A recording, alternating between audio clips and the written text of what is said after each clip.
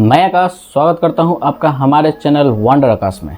दोस्तों, भारत का golden era फिर से शुरू हो चुका है। आज भारत G20 को होस्ट कर रहा है, जिसके अंदर देश के बड़े बड़े नेता आज एक साथ एक मंच पे बहुत से महत्वपूर्ण मुद्दों को डिस्कस कर रहे हैं और ये हम आम भारतीयों के लिए बहुत ही गर्व की बात है। लेकिन सवाल ये है कि आखिर G20 है क्या। हम इतने दिनों से सुनते आ रहे हैं G20 होने वाला है, या फिर इंटरनेशनल अगर न्यूज़ देखते होंगे तो वहाँ सुनते हैं G8, G7 इन सब के बारे में, पर हम ये नहीं जानते हैं कि आखिर ये है क्या और इसके अंदर क्या होता है। तो हम आज की वीडियो में मोस्टली इसी के बारे में डिस्कस करने वाले हैं। तो सबसे पहले, अगर आप हमारे चैनल पर न्यू हैं तो हमारे चैनल को सब्सक्राइब कीजिएगा और हमारे इस वीडियो को अंत तक देखिएगा।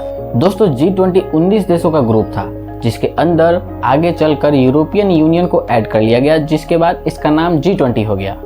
और हाल ही में हमारे प्राइम मिनिस्टर श्री नरेंद्र मोदी जी की अध्यक्षता में अफ्रीकन यूनियन को भी इसके अंदर ऐड कर लिया गया है, जिसके बाद अब नेक्स्ट टाइम जो भी कंट्री इसे होस्ट करेगा इसे G21 के रूप में होस्ट करेगा, यानी कि अब ये 21 देशों का ग्रुप हो गया है। तो सरल भाषा में हमने ये जाना कि G20 और कुछ नहीं, एक ग्रुप है, यानी G का मतलब ग्रुप और इसके अंदर 19 या फिर 20 या फिर 21 का मतलब है कि इतने मेंबर्स इसके अंदर एक प्लेटफॉर्म पे आते हैं बहुत से मुद्दों पे डिस्कस करने के लिए। तो G20 का सरल भाषा में यही मतलब है। और एक और इम्पोर्टेंट बात, इन सब के अलावा इसके अंदर IMF यानी कि इंटरनेशनल मॉनेटरी फंड और वर्ल्ड बैंक के रिप्रेजेंटेटिव भी शामिल होते हैं, क्योंकि उनका भी रोल इसके अंदर बहुत ही इम्पोर्टेंट है।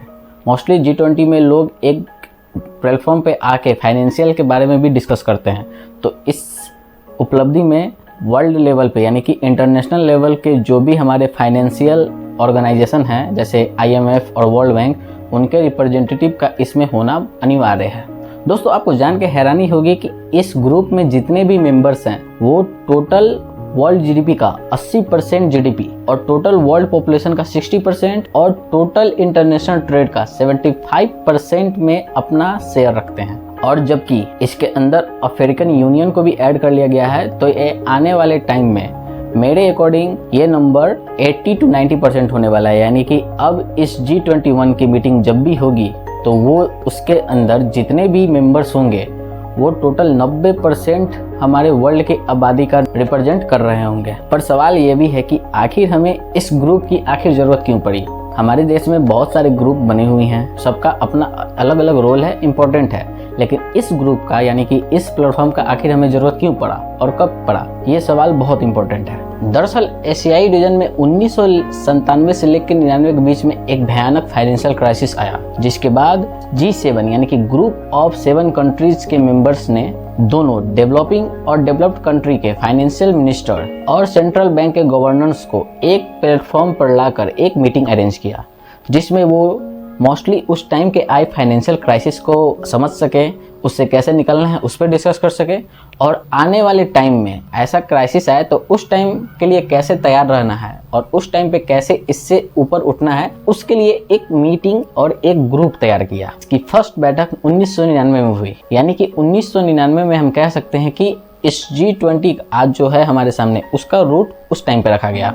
जिसके बाद 2008 में आए इंटरनेशनल फाइनेंशियल क्राइसिस में जब पूरे देश का इकोनॉमिक चरमरा गया, तो उस टाइम पे इस ग्रुप का इम्पोर्टेंस बहुत ही करीब से समझा गया कि ये ग्रुप क्यों बहुत ज़रूरी है सभी देशों के लिए, ना कि एक देशों के लिए। क्योंकि उससे पहले देश ये सोच रहे थे कि हम अपना इकोनॉमिक्स अकेले खुद के दम पे चलाएंगे, हमारे इकोनॉमिक्स को कोई कुछ नहीं कर पाएगा।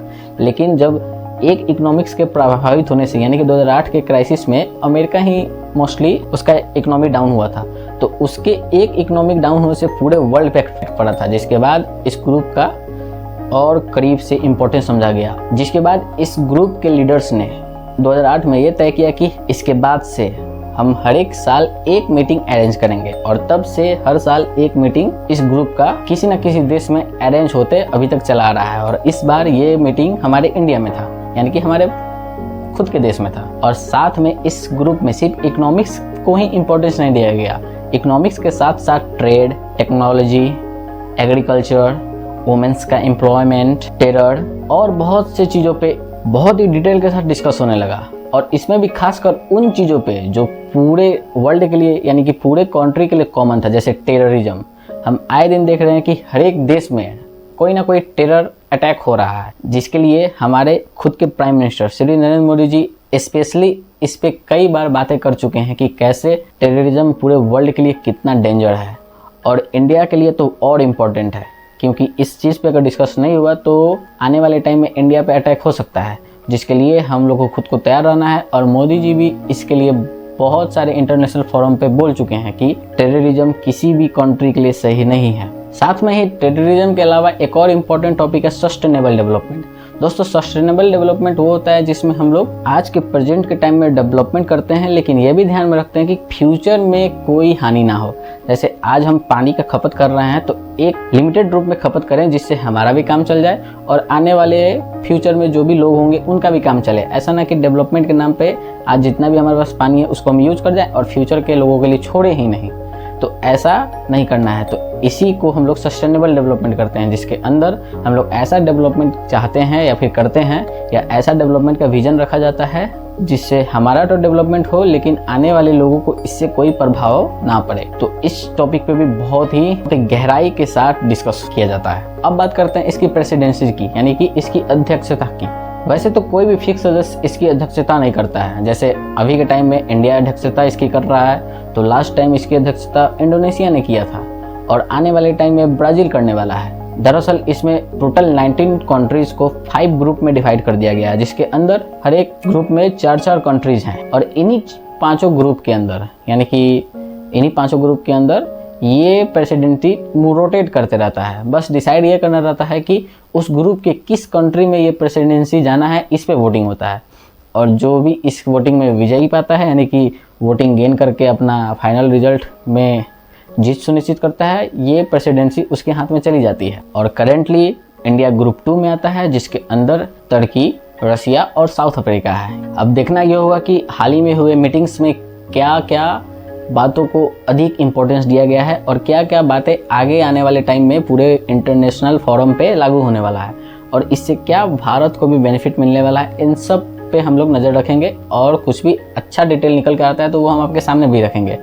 तो ये था हमारे तरफ से एक ब्रीफ डिटेल G20 समिट के अबाउट में। तो अगर आपको ये इन्फॉर्मेशन अच्छा लगा हो तो हमारे चैनल को एक सब्सक्राइब कीजिएगा, और वीडियो को लाइक भी कीजिएगा, और वीडियो को अपने दोस्तों तक शेयर भी कीजिएगा, ताकि उनको भी ये इन्फॉर्मेशन पता चल सके कि आखिर G20 है क्या। धन्यवाद। वंदे मातरम।